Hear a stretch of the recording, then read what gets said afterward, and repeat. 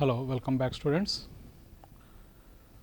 Previous క్లాస్లో మనము data interpretation మన అనలిటికల్ స్కిల్స్లో యూనిట్ 3లో ఉన్నటువంటి డేటా ఇంటర్ప్రిటేషన్ అనేటువంటిది నేర్చుకుంటూ ఉన్నాం. అందులో ఒక భాగము కంప్లీట్ చేశాము, అంటే పై డయాగ్రామ్ గురించి ఒకసారి వివరించడం జరిగింది. ఇప్పుడు దాని కంటిన్యూషన్ చూద్దాము.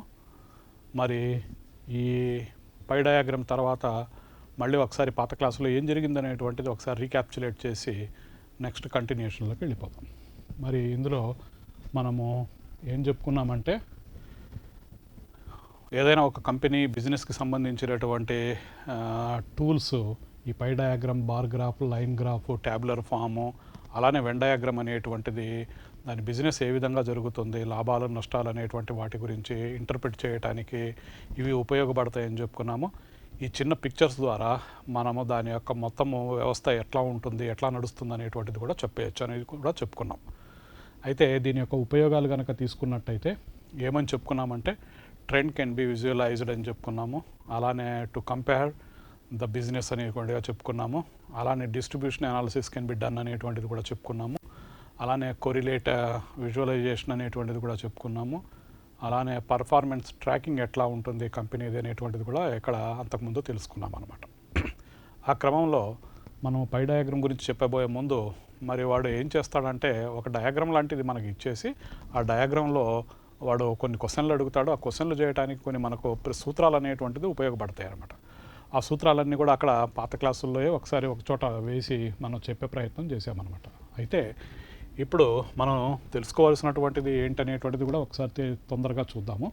నేనేం చెప్పానంటే, ఏదైనా గ్రాఫ్ కానీ టేబుల్ కానీ ఇచ్చినప్పుడు మొట్టమొదట టైటిల్ గురించి ఏమి ఇస్తున్నాడు అనేటువంటిది తెలుసుకోవాలి. ఆ టైటిల్ అనేటువంటిది ఒక సంస్థకు సంబంధించినటువంటిది ఏం చెప్తుంది, లేదా ఒక ఇన్స్టిట్యూట్కి చెప్పినటువంటి సంబంధించినటువంటిదా, లేదా స్టూడెంట్స్కి సంబంధించినటువంటిదా అనేటువంటిది ముందర అర్థం చేసుకునే ప్రయత్నం చేయాలి.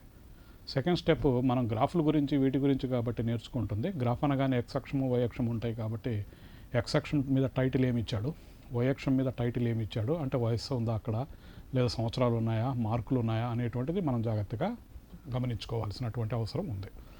అలానే మూడవది, ఆ ఇచ్చినటువంటి గ్రాఫులు కావచ్చు లేదా టేబుల్ కావచ్చు, ఆ విలువలు ఎక్కువగా ఎక్కడ ఉంది, తక్కువ విలువ ఎక్కడుంది అనేటువంటిది కూడా మనం దాని నుంచి తెలుసుకునే ప్రయత్నం చేయాలన్నమాట. ఇవి మొట్టమొదట మనం చేయవలసినటువంటి ఇంపార్టెంట్ పాయింట్స్గా మనము తీసుకోవాలి.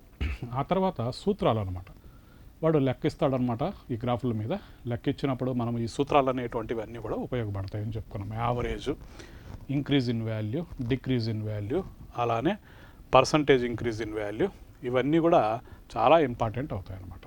అలానే percentage of a second value with respect to the first value, ఇవన్నీ కూడా చాలా ఇంపార్టెంట్ అవుతాయి అనేటువంటిది కూడా మనము అంతకుముందు పై డయాగ్రామ్కి చెప్పబోయే ముందు చెప్పుకున్నాం అనమాట. ఇవన్నీ కూడా ఒకసారి పాత క్లాసుల్లో ఇక్కడ చెప్పే ప్రయత్నం చేసామన్నమాట. ఇప్పుడు మనము ఈ డేటా ఇంటర్ప్రిటేషన్ బై గ్రాఫ్స్లో బార్ గ్రాఫ్ దగ్గరికి వెళ్ళిపోతాం. ఈ బార్ గ్రాఫ్ చూడటానికి ఎట్లా ఉంటుంది, మరి ఏంటి అనేటువంటిది తెలుసుకొని దాని మీద ఒక లెక్క చేసే ప్రయత్నం చేద్దామన్నమాట, అవగాహన కొరకు. రైట్, ఇప్పుడు మనకు దానికి సంబంధించినటువంటిది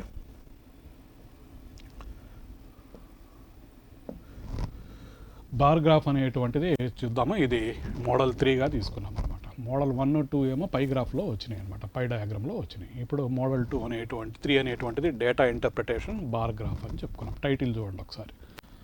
ఆ తర్వాత ఎట్లా ఉంటుంది బార్ గ్రాఫ్ అనేటువంటిది చూడగానే తెలుస్తుంది. బార్లు ఉన్నాయి ఇక్కడ మనకు. సో చూడండి, ఈ బాక్సుల్లాగా బార్లుగా ఉన్నాయి అనమాట. ఈ బార్లు ఇవి బార్ గ్రాఫ్ అని అంటాం అనమాట. దీనికి ఎక్స్ అక్షం ఉంది ఇటు, అలానే దీనికి వై అక్షం అనేటువంటిది ఉంది. ఇది వై అక్షం నిలువుగా ఉండేది వై అక్షం అవుతుంది, ఇదేమో ఎక్స్ అక్షం అవుతుంది. ఉదాహరణకు ఇచ్చినటువంటి దాంట్లో నేనేం చెప్పాను, బార్ గ్రాఫ్ ఏదైనా గ్రాఫ్ ఇవ్వగానే ముందల టైటిల్ చూడమని చెప్పాను. టైటిల్ ఏముంది, ఇదిగోండి, the bar graph shows the number of copies analytical skills books sold by a book seller during the period from April 2022 to June 2022. అంటే ఏప్రిల్ 2022 నుంచి జూన్ 2022 వరకు మనకు ఈ అనలిటికల్ స్కిల్స్ అనేటువంటి పుస్తకాలు బుక్ సెల్లర్ అమ్మినటువంటి వాటి సంఖ్య గురించి ఈ గ్రాఫ్ తెలుపుతుంది. ఇది టైటిల్ అన్నమాట. ఇది జాగ్రత్తగా ముందర అర్థం చేసుకోవాలి. ఆ తర్వాత నేనేం చెప్పాను, ఎక్స్ అక్షం మీద ఏమి ఇచ్చాడు, వై అక్షం మీద ఏమి ఇచ్చాడు, టైటిల్స్ చూడండి. ఎక్స్ అక్షం అంటే భూమికి సమాంతరంగా ఉండేటువంటిది, భూమికి లంబంగా ఉండేటువంటిది వై అక్షం. భూమికి సమాంతరంగా ఉండేటువంటి ఎక్స్ అక్షం మీద వాడు ఏమి ఇచ్చాడంటే ఏప్రిల్, మే, జూన్, జూలై, ఆగస్టు నెలలు ఇచ్చాడనమాట. వై అక్షం మీద ఏమి ఇచ్చాడంటే పుస్తకాలు సోల్డ్, బుక్స్ సోల్డ్, పుస్తకాలు అమ్మినటువంటి వాటి సంఖ్య ఇచ్చాడు. ఇది 200, 400, 600, 800, 1000, 1200 ఇచ్చాడు అనమాట. ఓకేనా. నెక్స్ట్ అంటే నేనేం చెప్పాను, గ్రాఫ్ ఏదైనా ఇచ్చినప్పుడు, టేబుల్ ఇచ్చినప్పుడు ముందర టైటిల్ చదవండి అన్నాము, టైటిల్ చదివాము.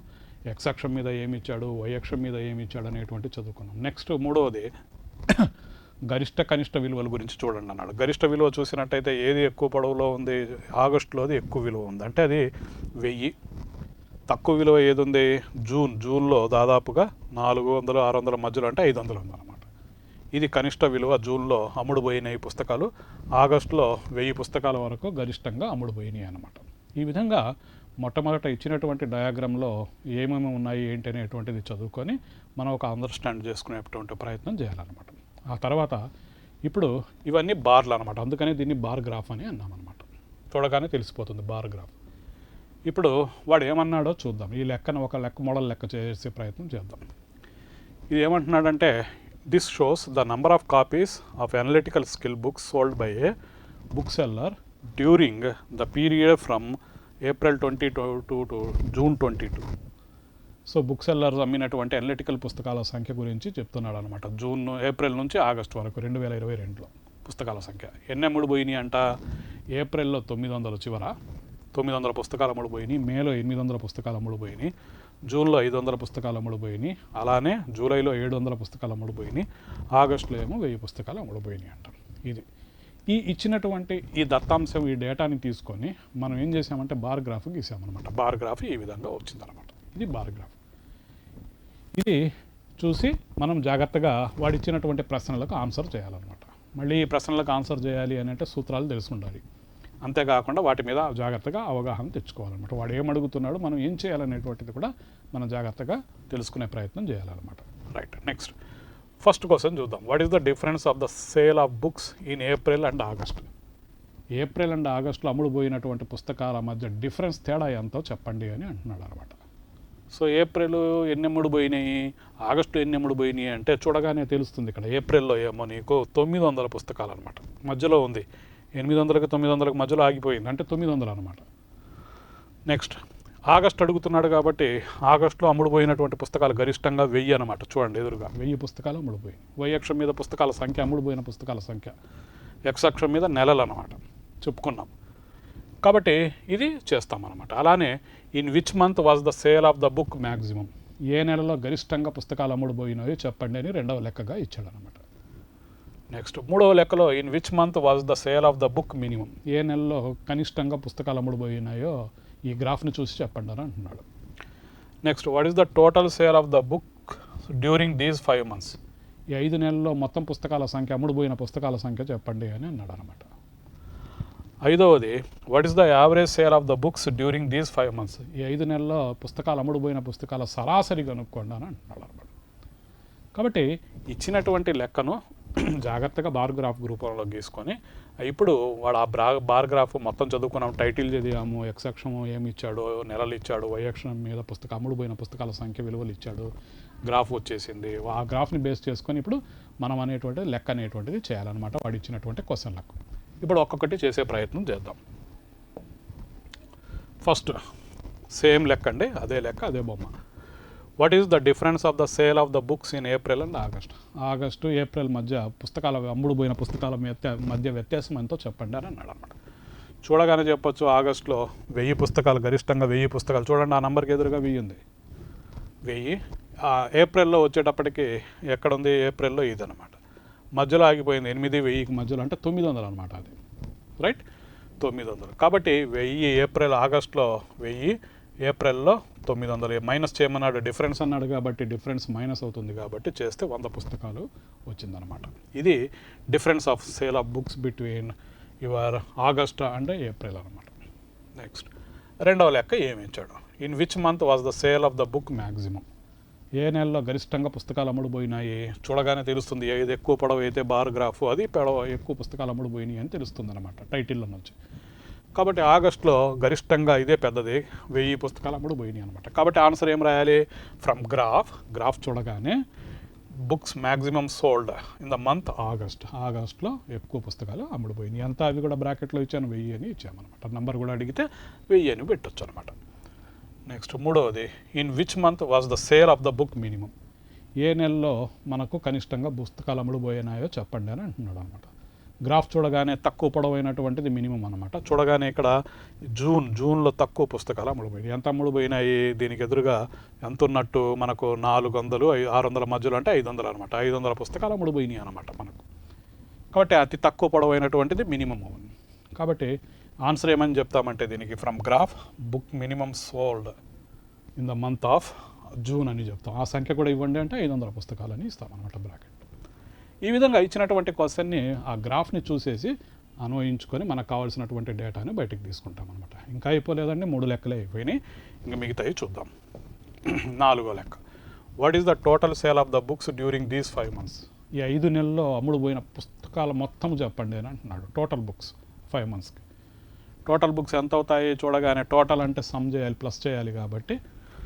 సో ఏప్రిల్లో ఇది 900, మేలో 800 పుస్తకాలు, జూన్లో 500 పుస్తకాలు, జూలైలో చూస్తే 700 పుస్తకాల మధ్యలో ఉంది, ఆగస్టులో చూస్తే 1000 పుస్తకాలు అమ్ముడుపోయినాయి. కాబట్టి టోటల్ అంటున్నాడు కాబట్టి అన్నింటినీ కలిపితే మనకు 3900 పుస్తకాలు అమ్ముడుపోయినాయి అనమాట మొత్తం మీద 5 నెలలకి. నెక్స్ట్ తర్వాత 5వ క్వశ్చన్ ఏంటంటే, what is the average sale of the books during these 5 months. ఈ 5 నెలల్లో అమ్మినటువంటి పుస్తకాల సరాసరి కనుక్కోండి, యావరేజ్ కనుక్కోండి అని అంటున్నాడు. కాబట్టి యావరేజ్ అంటే మనకు సూత్రం తెలిసి ఉండాలి. యావరేజ్ అంటే టోటల్ బై ఆ సంఖ్య అనమాట, నంబర్ అనమాట, counter. So average is equal to total ఇప్పుడే చేసాము 5 లెక్కలో 4లో 5 నెలలకు అమ్మిన పుస్తకాల సంఖ్య 3900 వచ్చింది. బై 5 months కాబట్టి 1, 2, 3, 4, 5 నెలలు కాబట్టి బై 5 వేసాము, యావరేజ్ 780 వచ్చిందనమాట. ఈ విధంగా మనము ఆ లెక్కని చేసే ప్రయత్నం చేస్తామన్నమాట.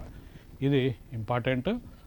అంటే ఇక్కడ మీరు గమనించాల్సింది ఏంటంటే, అది పై గ్రాఫా లేదా బార్ గ్రాఫా అనేటువంటిది ఏమీ లేదండి, అన్నీ ఒకటే. ఏదైనా మనకు విజువలైజేషన్ ఇవ్వటం, పిక్చర్ ఇవ్వటమే. పిక్చర్ నుంచి మనకు కావాల్సినటువంటి వాడు అడిగినటువంటి క్వశ్చన్లకు అనుగుణంగా మనము ఆన్సర్ ఇవ్వాలి. ఈ ఆన్సర్లు కూడా చేయాలి అని అంటే మనకు యావరేజ్ అంటే తెలిసి ఉండాలి, ఎట్లా చేస్తామనేటువంటిది.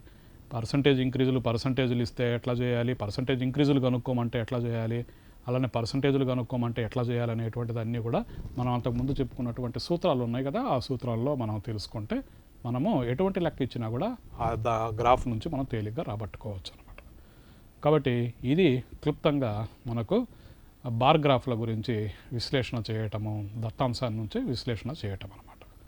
కాబట్టి ఇవి 1కి 2, 3 ప్రాబ్లమ్స్ మనం నంబర్ ఆఫ్ ప్రాబ్లమ్స్ కనుక చేస్తూ ఉన్నట్టయితే మనం ఎటువంటి లెక్క అయినా కూడా వీటి మీద మనం ఆన్సర్ చేయొచ్చు అనమాట. కాబట్టి మీరు కూడా మీ వైపు నుంచి నంబర్ ఆఫ్ ప్రాబ్లమ్స్ అనేటువంటిది చేసే ప్రయత్నం చేయండి. అన్నీ ఒకే రకంగా ఉంటాయి లెక్కలు, మనం భయపడాల్సినటువంటి అవసరం లేదు. ఓకేనా? రైట్ అమ్మా, రైట్. Thank you.